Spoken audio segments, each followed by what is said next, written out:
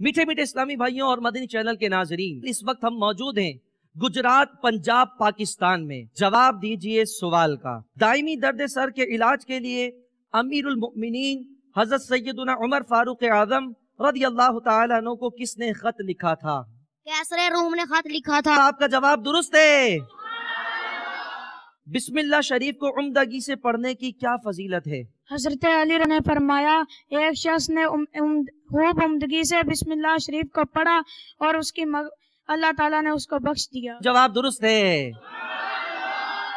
کھانا کھاتے وقت کس طرح بیٹھنا سنت ہے؟ کھانا کھانے وقت بیٹھنے میں سے ایک سنت طریقہ یہ ہے کہ دایاں گھٹنا اٹھا کر بایاں بچھا کر بیٹھ کر کھانا کھانا سنت۔ آپ کا جواب درست ہے۔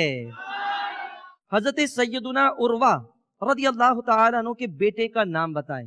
محمد بن عروہ تھا۔ آپ کا جواب بھی درست ہے۔ آپ کی قسمت۔ اعلیٰ حضرت رحمت اللہ تعالی علیہ کے قرآن پاک کے ترجمے کا کیا نام ہے؟ جی بتائیے۔ کنز الایمان۔ اب دکھائیے اس کا درست جواب کیا ہے۔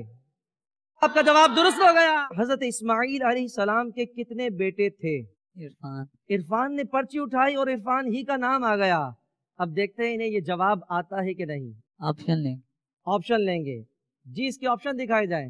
پہلا آپشن ہے 12، دوسرا آپشن ہے 11، تیسرا آپشن ہے 10۔ اس کا درست جواب تھا 12۔ تو مبارک ہو عثمان اتاری، آپ کو آپ ٹاپ اسکورر رہے اور آپ باب المدینہ کراچی جا رہے ہیں۔ حسن رضا آپ کو بھی مبارک ہو، آپ بھی باب المدینہ کراچی آ رہے ہیں۔ اسامہ، جاذب اور احمد رضا، ان کے درمیان اب قرآن اندازی ہوگی۔ اس قرآن اندازی میں سے ایک کا نام وہ ہوگا جو باب المدینہ کراچی جائے گا۔ جاذب اتاری کا، اور یہ جا رہے باب المدینہ کراچی۔